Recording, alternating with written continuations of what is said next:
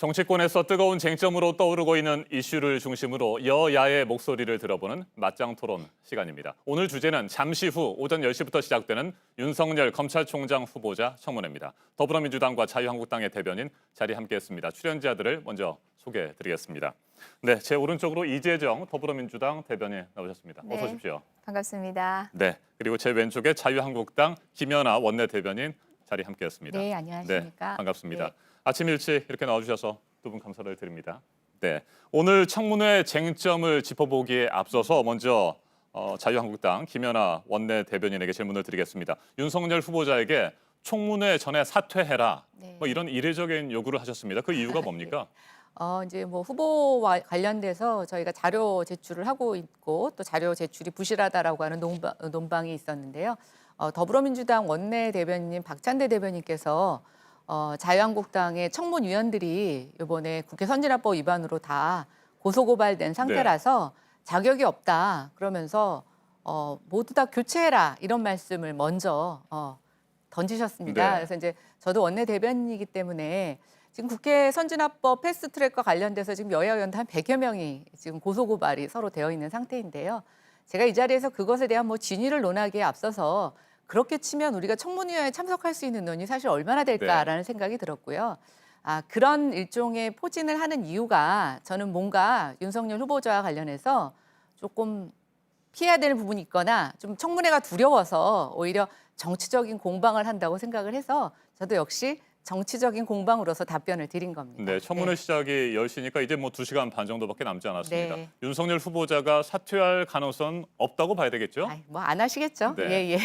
네. 자, 이재정 대변인께서는 어떻게 생각하십니까? 자유한국당의 이 같은 청문회 전 사퇴 요구에 대해서 말이죠. 예, 저도 뭐 방송을 준비하고 관련된 이슈에 대해서 질문을 받다 보니까 후보자들의 자료를 검토를 해봤는데요. 제가 이제껏 뭐 대법원장이라든지 대법관들 청문회에도 숱하게 관여를 해왔습니다. 어느 후보자도 이런 후보자는 없었다라는 생각이 들 아하. 정도였는데요. 사실상 신상털기 방식의 청문회가 될까 우려되는 것이 후보자 본인에 대한 것이 아니라 후보자가 뒤늦게 결혼한 부인과 그 장모를 상대로 한 내용입니다. 물론 그 내용들도 충분히 답변을 했고요. 그리고 또 부실한 자료 얘기를 하시는데 관련된 자료에 대한 추가 요구 같은 경우는 충분히 나름의 사유가 있는 방식의 거부 이유가 있는 정당한 이유가 있는 경우를 제외하고는 스스로는 충분히 드러내려고 노력했다는 생각입니다. 그리고 또 그 말씀을 하셨나요? 청문위원 자격에 대한 이야기는요. 제가 지난번 김명수 대법원장 청문회 당시였나요? 우리 의원님 한 분 강원랜드 사건에 연루가 네. 되셔가지고 관련해서 청문위원으로서 자격이 있나라는 생각을 했는데 아니나 다를까 청문회 절차 내내 강원랜드 이야기만 하십니다. 본인이 수사 대상이었던 사건에 대해서 강박하는 느낌을 감출 수 없었는데요. 저는 지금 뭐 패스트트랙 전국에서 여야가 공희백명이라는 말은 사실상 잣대를 너무 등가게 보는 것이고 지금 현재 소환된 여상규 의원이 포함된 네. 4명의 소환만 보더라도 명백하게 최입의 의원 감금이 드러난 상황이지 않습니까? 공정성을 기대하기 어려운 현저한 사유라는 겁니다. 그저 피고발자라는 이유만이 아니라 공정성을 기대하기 어려운 네. 현저한 사유가 있는 특히 위원장 자격이 지금 현재 주어져 있는 여상규 의원 알겠습니다. 정도는 일단 성의를 보이셔야 될 것 같습니다. 여기까지 듣겠습니다.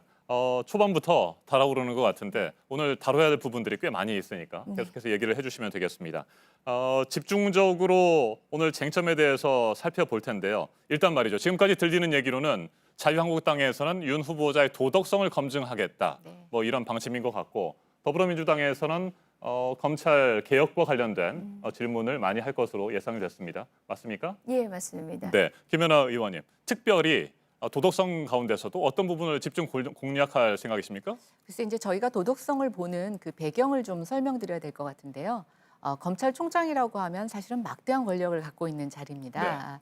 대부분의 권력형 비리라든가 또 대기업 수사들을 진두지휘하는 자리가 바로 검찰총장의 자리인데요. 그러다 보니까 엄정한 잣대가 필요합니다. 그게 어느 다른 무엇보다도 자질이라고 생각이 되는데요.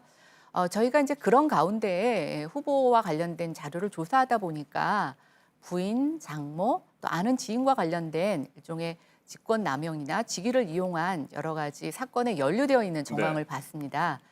저희가 검찰총장 윤석열 후보자 같은 경우에 적폐청산에 굉장히 공로가 인정된다고 해서 청와대 지명도 있었는데요.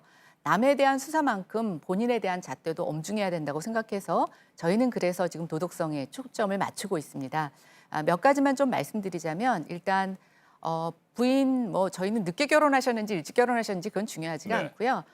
윤석열 후보자의 재산의 96%가 부인 명의로 되어 있는 재산입니다. 근데 그 재산의 형성 과정에서 부인과 또 장모가 좀 연루되어 있다라는 것이 지금 저희가 잡혀 있는 상황인데요. 일단은 그 부인이 비상장 주식을 매입하게 된 경위라든가 또 매입 가격에 대해서 약관의 특혜를 받았다라고 하는 의혹이 제기가 되고 있습니다. 또 이번에 그 전시회를 하셨는데 이제 대기업으로부터 협찬을 받았다. 네. 근데 그 협찬 시기를 갖고 좀 논란이 있는데요. 아까 이제 이재정 대변인께서 자료를 충분히 제출했다고 하셨는데 충분히 제출한 자료도 있을 수 있다고 생각이 됩니다. 그런데 이제 부인 협찬과 관련해서는 자료도 제출하시지 않았을 뿐만 아니라 그 협찬사들한테 부인이 이런 자료를 주면 법적 책임을 묻겠다고 하는 문자와 전화를 했다라고 하는 정황이 저희가 잡혀 있습니다.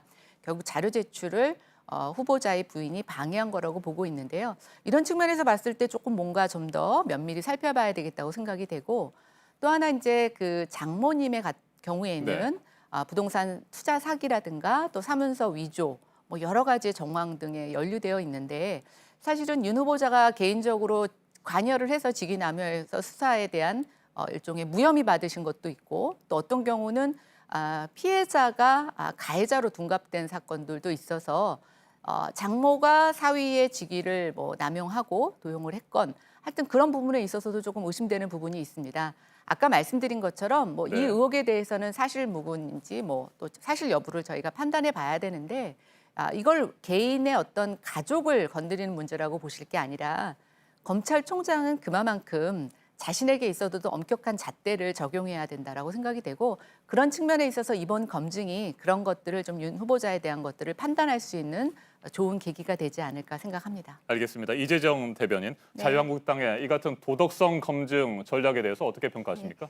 사실은 지금 윤석열이라는 사람이 갖고 있는 상징성, 검찰 개혁을 위한 그만한 의지가 없을 것이라는 국민적 호응에 대한 검증을 저희는 주력하고 있습니다만은 제기하신 부분에 대해서 간략히만 말씀을 드리겠습니다.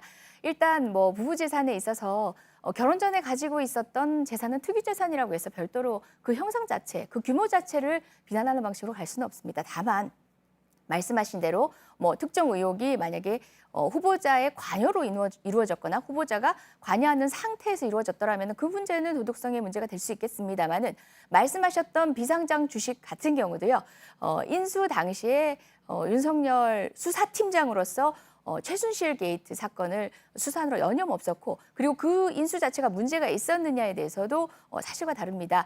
특히 그 인수 계약은 관련해서 인수 계약을 취소시켰고요. 심지어 그 전에 인수했던 내용까지도 모두 매각을 하는 등 사실상 윤석열 후보자에게 비난을 가할 수 있는 이유가 되지 않고요.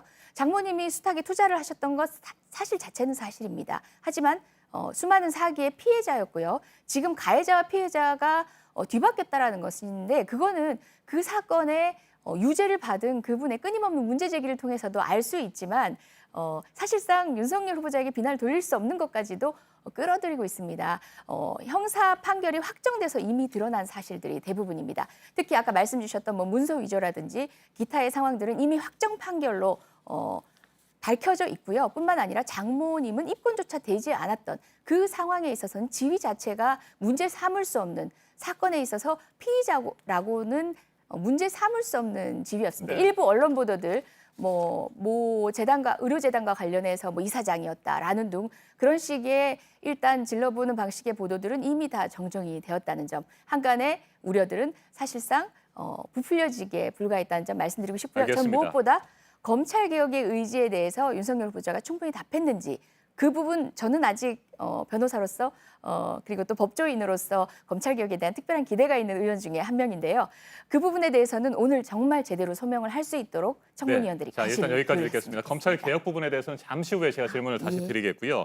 도덕성 검증과 관련해 가지고 이재정 대변인께서 여러 가지 얘기를 하셨는데 혹시 반론할 얘기 있으시면 잠깐 하시겠습니까?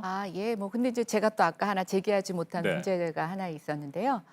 이제 검찰에서는 부윤이라고 하는 아주 절친한 친구가 계신다고 네. 하시는데 이제 윤석열 지금 후보자와 또 지금 이제 검찰국장을 하고 계시는 윤모 씨라고 하는데 두 분이 굉장히 막역한 사이로 이미 소문이 나 있습니다. 근데 2013년에 한 용산 전 세무서장께서 뇌물수수 의혹으로 조사를 받으셨는데 그분이 급격스럽게 해외 도피를 하셨다가 또 어렵게 다시 이제 국내 돌아오셔서 체포가 되었다가 검찰이 시간 끌기를 하면서 이제 무혐의 처리가 된 사건이 네. 있습니다. 예.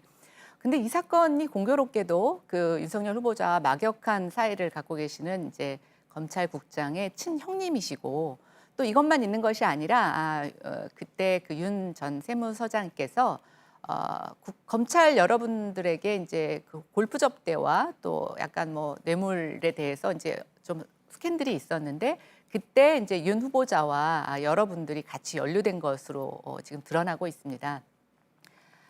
그때 이제 이게 굉장히 검찰이 내부에서 자기 식구들 감싸고 네. 봐주게 한 거 아니냐라는 의혹을 하고 있는데요. 이제 아까 이재정 의원님 말씀하신 것처럼 검찰 개혁 굉장히 중요합니다. 저는 검경 수사권이라고 하는 저희가 큰 틀에서의 검찰 개혁도 필요하지만 사실은 그동안 검찰 식구들끼리의 봐주기 뭐 이런 것들 굉장히 많은 국민들의 비판을 받아왔던 게 있는데요. 저는 이번에 그 사건이 사실은 이제 윤 후보자의 인사청문회와 맞물려서 다시 제기가 되고 있습니다. 또 지금 검찰국장 같은 경우에는 윤 후보자가 검찰총장으로 가게 되면 구힘으로도 또 언급이 되고 있는 분이라서 저는 이 부분에 대해서는 사실은 좀 보면서 의혹이긴 하지만 네. 이게 만약에 사실로 밝혀진다라고 하면 무슨 저희가 영화의 한 스토리 네. 같다라는 생각이 들고 윤 후보자께서 지금 겉으로는 굉장히 또 지금까지의 어떤 그런 이력으로 봤을 때는 개혁적인 인물로 평가받고 있습니다. 그러나 사실은 그 뒷부분에서 이런 의혹들이 만약에 사실로 밝혀진다라고 하면 저는 윤 후보자의 검찰 개혁에는 큰 걸림돌이 될 거라고 생각이 돼서 이런 부분에 있어서는 이번에 좀 의혹이 해소될 수 있는 그런 청문회 자리가 됐으면 좋겠다는 생각을 해봅니다. 일단 앞서 진행된 서류상의 서면 질의와 답변 과정들을 살펴보면 말이죠. 윤 후보자는 전 용산 세무서장과 뭐 골프를 친 적이 없다. 뭐 네, 이런 얘기를 했고요. 관련 의혹들도 많이 부인을 했는데 오늘 실제 청문회장에서 어떻게 얘기를 할지 지켜봐야 될 것 같습니다. 자, 이재정 대변인께서 지금 말씀하신 김연아 의원에 대해 얘기에 대해서 혹시 추가 반론할 이야기 있으면 짧게 하시고요. 예. 그다음에 아까 말씀드렸던 검찰 개혁 부분에 대해서 과연 윤 후보자가 검찰 개혁의 의지는 확실히 있느냐. 이걸 제가 왜 질문을 드리느냐면 서면 질의에 대한 답변에서 경찰의 영장 청구권과 관련해서 부정적인 의견을 밝혔거든요. 그 관련해서 말씀을 좀 해주시겠습니까? 예, 일단 지금 오늘 인터뷰 시간의 상당 부분이 개인과 관련돼서 뭐 비리 부분의 의혹들을 문제 제기를 하고 계셔서 거기에 대한 답변을 할 수밖에 없다는 게 사실은 안타까운데요. 제가 아마 20대 국회의원 중에서는 인사청문위원으로 최다 경험자일 겁니다. 관련한 논란이 제기되는 최소한의 근거조차도 마련돼 있지 않은 상태로 일단 당신이 입증하고 바라는 식은 이번이 처음이었던 것 같아요. 특히 지금 거론하신 윤모 세무서장 건 관련해서는 관련된 형사 사건은 이미 처리가 됐습니다. 그리고 뿐만 아니라 내부 감찰을 통해서 확인을 했더니 사실 무근이 드러났고요. 지금 우리 윤석열 지검장 같은 경우는 윤석열 후보자 같은 경우는 이미 좌천성 지방을 운운하던 좌천성 어려운 상황, 검찰에서 핍박을 받던 상황에서조차도 이 문제가 제기된 적이 하나도 없습니다. 말씀하신 것처럼 본인의 부인만 있는 것이 아니라 그런 의혹을 입증할 수 있는 기초적인 사실조차도 드러나 있지 않습니다. 검찰개혁 문제를 말씀드리겠는데요. 누구보다 상징적으로 여겨지고 있고 특히 검찰개혁과 적폐청산 부분에 있어서 문재인 코드다. 이거 코드 인사다 이런 얘기를 하는데요. 저는 그것은 검찰개혁과 적폐청산을 바래왔던 검찰이 국민의 신뢰를 다시 얻고자 노력하길 바래왔던 국민의 바람을 모욕하는 이야기라고 생각하고요. 다만 진행자께서 지적하셨다시피 우리 윤 후보자께서 여러 가지 답변 가운데 국민의 눈높이에서는 다소 부족해 보이는 검찰개혁에 대한 의지를 조금 더 피력하실 필요가 있지 않나 하는 부분들이 있는데요. 말씀하신 부분과 더불어서 저도 검찰의 피의자 신문조서의 증거능력 제한 네. 부분도요. 검찰 같은 경우는 다른 피신조서에 비해서는 굉장히 엄격한 강력한 그 능력을 갖고 있는데요. 네. 그 부분에 있어서도 검찰이 국민의 눈높이에서 바라볼 필요가 있다고 생각하는 입장에서는 오늘 청문 과정을 통해서 열심히 들여다볼 필요가 있다고 보고요. 무엇보다 공수처와 관련해서는 어떻게 해석을 해야 될지 잘 모르겠어요.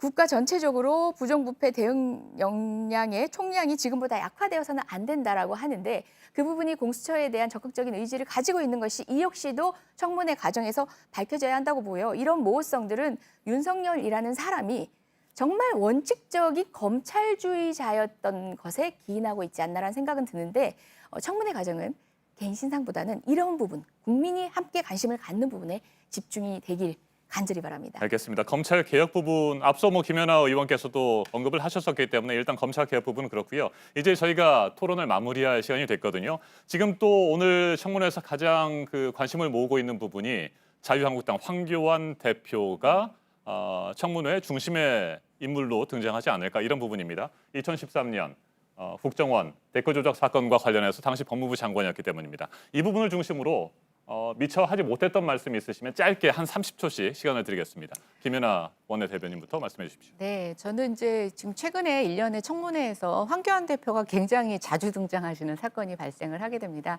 아까 이제 이재정 의원님 말씀하신 것처럼 저희가 이제 자질 검증을 해야 되는데 이 국정원 댓글 사건과 관련돼서 황교안 대표를 언급하는 것 자체가 윤석열 후보자의 그때 어떤 항거했던 정신 외에 뭐를 더 밝혀낼 수 있을지 사실 좀 의구심이 드는데요. 저는 민주당 의원님들의 강력한 자질 검증 능력에 대해서 저는 그런 청문회가 될 거라고 기대합니다. 그러나 이제 오늘 만약에 황교안 대표로 질문이 여당의 질문들이 전부 다 모아진다라고 하면 저는 전형적인 물타기 청문회다라고 생각을 합니다. 그래서 안 그러실 거라고 생각이 되고요. 아까 이제 검경 수사권과 관련해서는 윤 후보자가 원칙적인 답변을 하시지만 사실은 서면 답변서에 곳곳에서 본인들이 딴 생각을 할 수 있다라고 하는 부분들을 지금 암시하고 계셔서 저는 이번 청문회에서는 검경 개혁과 관련된 윤 후보자의 속내를 저희가 알아낼 수 있는 청문회가 됐으면 좋겠습니다. 알겠습니다. 여기까지 듣고요. 자, 이재정 더불어민주당 대변인 끝으로 네. 한 말씀 해주십시오. 기본적으로 검찰 개혁에 대한 충실한 청문 절차를 기대한다는 측면에선 저도 동의를 하고요.